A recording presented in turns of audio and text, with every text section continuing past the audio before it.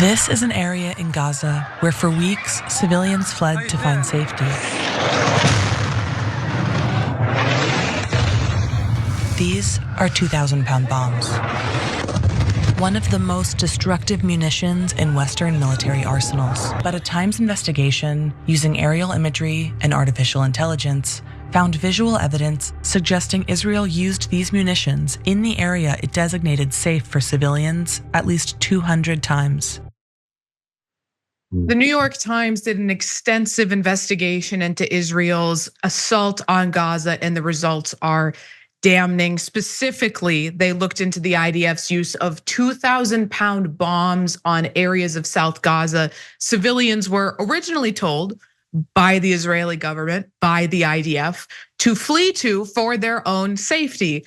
Now they are using 2,000-pound bombs in those areas, and we'll get to in a second the destructive power and capability of those types of weapons. But I also want to add that bombs of that size are almost never used in areas as concentrated as Gaza because of those destructive capabilities I just mentioned.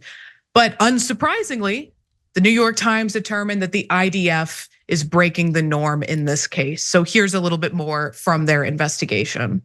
The Times programmed an artificial intelligence tool to analyze satellite imagery of South Gaza to search for bomb craters. The AI tool detected over 1,600 possible craters.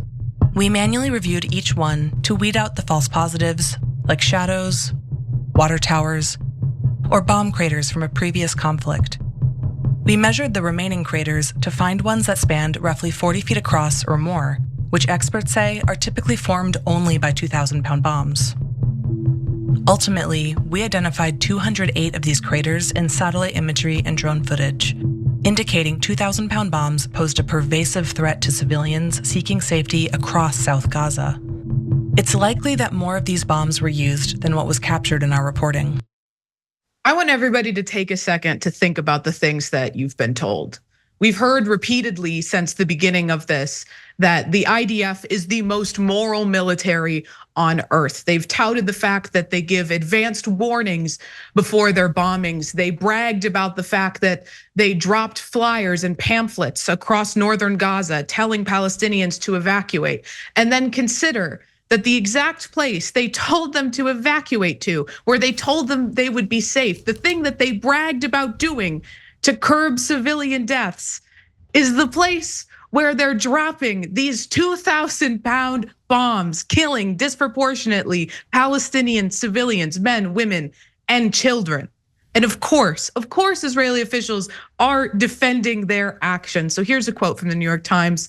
In response to questions about the bomb's use in South Gaza, an Israeli military spokesman said in a statement to the Times that Israel's priority was destroying Hamas, and quote, questions of this kind will be looked into at a later stage. Spokesman also said that the IDF takes feasible precautions to mitigate civilian harm.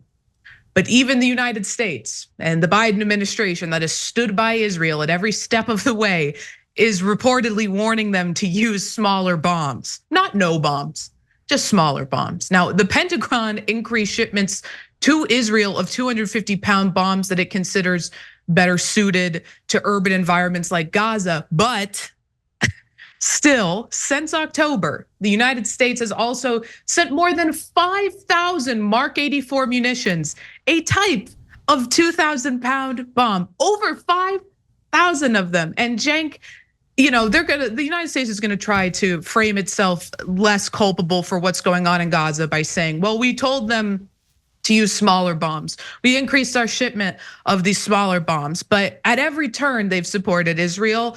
There has been no call from the Biden administration for a ceasefire, which would stop the bombing, would stop the civilian deaths in Gaza. And if they're not conditioning this aid to Israel on the grounds of them forcing them to stop using these 2,000-pound bombs, it's a pointless thing to do, and it's a pointless issue to raise if you're not gonna take any meaningful steps to ensure that that happens.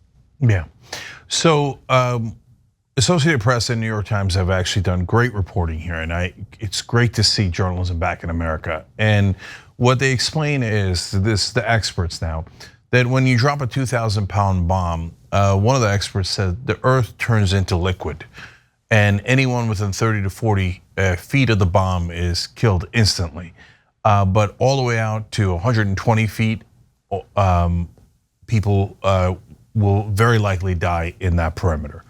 And in one of the bombs alone that they dropped, more than 100 civilians died. So this is not the type of bomb you drop if you're trying to be careful about who you're targeting, let alone the fact that they're dropping dumb bombs that are unguided. You drop a 2,000-pound bomb in a place the size of Las Vegas in an unguided way that kills hundreds of civilians at a time, and then you claim that you're being careful about protecting civilian life and that you're better than Hamas? No, I'm sorry, but that's not how it works. So if you're killing 20 times the number of people Hamas is, and you're not doing it accidentally, you're doing it by dropping these enormous bombs in tightly packed places, no, you intend to kill the civilians. And if you're a supporter of Israel and that breaks your heart, don't take it out with me, take it out with the government of Israel. These are absolute facts. Look, guys, you could just think about it in your own personal context. Some bad guy does something to your family, you're enraged, right? I mean, I'm getting you in and think about it. Be that enraged, right? Then they say to you, okay, that bad guy's hiding in that building, and if we drop a 2,000-pound bomb, we think we'll get him, but we'll kill 112 other people, 17 children, 28 women, 13 grandmothers, etc. Would any of you be monstrous enough to drop that bomb? I hope not. I know I wouldn't. No matter how badly I was in a rage and angry, I wouldn't murder 100 other civilians that had nothing to do with it. And Israel is not doing that once. You just saw in the New York Times report, 208 times in a place now in southern Gaza that's half the size of Vegas. Imagine being in Vegas and they drop 208 bombs indiscriminately. How frightened would you imagine your family's there? Basically what we're saying, by sending 5,000 more of those to kill more Palestinians, the American government is saying, we don't care about Palestinian lives at all. They're totally irrelevant to us. We don't value them the same as Israelis or Americans. In fact, we barely value them at all. Go ahead, Israel, go kill them. We know you're doing it indiscriminately. Our president said you're doing it indiscriminately. 2/3 of northern Gaza is gone, destroyed. Again, these are New York Times, Associated Press facts. 1/4 of southern Gaza is now either completely destroyed or partially destroyed. And America is funding almost all of it. And the reporters say, yes, those bombs almost all say made in the USA. So if you're an American taxpayer, your money is going to kill those Palestinian kids. I can't stand it. Every day it happens. Every day you wake up, it's like a nightmarish Groundhog Day where you pick up the paper and yep, we're still spending money to drop bombs to kill innocent Palestinians. How much more can the world take of this? Does Israel not realize that they're enraging the world against them? That they seem like complete and utter monsters. Somebody snapped them out of it. A friend snaps them out of it. They don't just let them keep doing it. And Joe Biden secretly sending him 5,000, even though the $14 billion aid package didn't pass. He's sending it to them anyway, claiming that he cares about the indiscriminate killing, but then sending them all those 2,000-pound bombs that he knows for a fact they are dropping indiscriminately. So that's the monstrous actions of Israel, and I wish to God it weren't the case, but it is a fact that it is the case, and it is the monstrous actions of Joe Biden and the American administration that continues to support this genocide and endless war crimes with no check at all. Words mean nothing.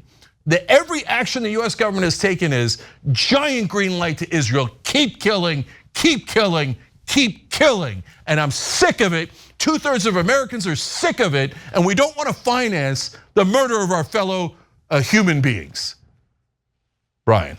You know, the New York Times analysis draws parallels to other times in history where munitions of this size have been used regionally throughout the world at various times, dating back to World War I. and World War II, Vietnam, and when we, through this immense firepower, historically, when we've remade regions or people have tried to remake territory, it has only led to several generations later, a kind of isolation, more poverty, more violence, a walling off of sections of the globe. If you look at World War I led to World War II, World War II led to a division of Europe and between powers that lasted as long as it did. Vietnam was devastating to a region. If you look at the Korean conflict and the division between North and South that still today is in place with militaries that are sitting on a dividing line on the world, on a hair trigger. I guess the point I'm trying to make here, and helped by the Times and their reporting, when they look at it through this historic lens, is where on earth is this going to end? What is the outcome? What is the conclusion of this? What does it look like? And historically, if we use that as an instruction manual for humanity, which is the only thing we really have, it doesn't look good for generations to come. And the longer we operate with an absence of leadership somewhere in the world, whether it is Ukraine or whether it is in Israel and Gaza, where violence is going on unabated and increasing, and we are turning away from our humanity like this, we are destined for ruin, and we are destined for, collectively, generationally, another kind of horrible situation for people in these regions. We enjoy this geographically, this distance in the US from the rest of the world. Our borders are unique that way. And, yes, we do take for granted this idea that we live in this sort of peaceful existence day to day in America. But we don't have any conception whatsoever to live in this kind of fear of violence wherever we're living. But in the absence of this leadership, somewhere in the world, someone, I don't know who that person is because I don't, but it needs to be someone who has the courage to call a ceasefire in these regions. We are on the precipice of global war. We're in it now. People who say, "Oh, global war's coming," we're in it now, through proxies, through warring philosophies and religions. I just would like to ask folks, where does this end? What is the outcome of this? It's just tragic. And it's just absolutely tragic. Yeah. So I want to make a quick correction, guys. I got the feet mixed up with the meters. It turns out that anyone within 100 feet of a 2,000-pound bomb is instantly incinerated, and anyone within 1,200 feet was within lethal striking distance. So these things are gigantic. They pancake entire high rises. And by the way, one other thing, piece of clarification: 208 of them dropped just in southern Gaza. But that's not the only bombs dropped. There's been at least 22,000 bombs dropped overall in Gaza since the beginning of the conflict. The numbers are record-breaking. This is not the most careful army in the world. This is the least careful army in the world. And we even have more. Yeah, we do, unfortunately. And I think that, Brian, you were making an excellent point, especially with people in the United States being somewhat removed from this. And I think that the New York Times and AP did a really good job contextualizing the horrific nature, the destruction of what's going on in Gaza by comparing it to previous military action. So AP reported that It's just over 2 months, in just over 2 months, excuse me, the offensive has wreaked more destruction than the razing of Syria's Aleppo between 2012 and 2016, Ukraine's Mariupol, or proportionally the Allied bombing of Germany in World War II.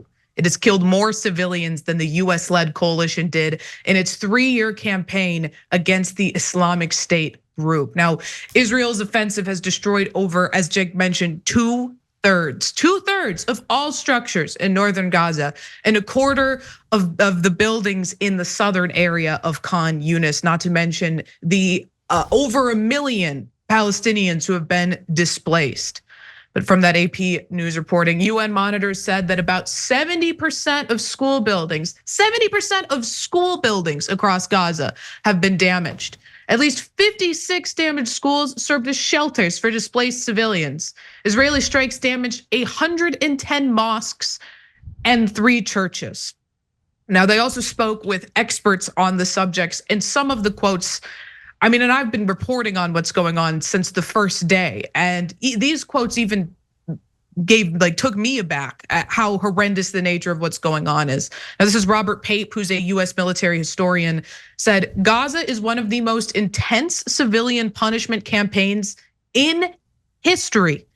It now sits comfortably in the top quartile of the most devastating bombing campaigns ever. And I just need to remind people, it has only been 2 months. 2 months. And that is the reality of the situation. And the destruction is so severe that Corey Scher, who's an expert in mapping damage during wartime, says Gaza is now a different color from space. It's a different texture. And as we were mentioning earlier, the reality is that the United States is directly culpable for this horrific destruction.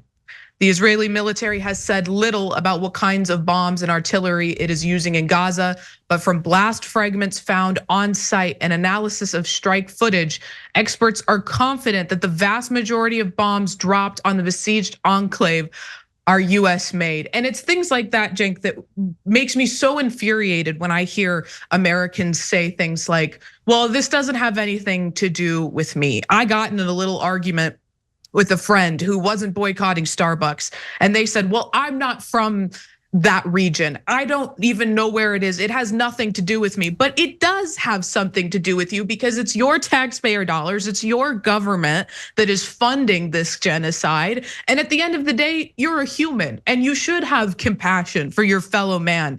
It should break your heart that 20,000 people at least, and the numbers are estimated to be underreported, have been murdered. Entire families have been wiped off the civil registry. That is something that everyone should care about. But of course, as Americans, we have a unique connection to the funding of this and the providing of the military aid.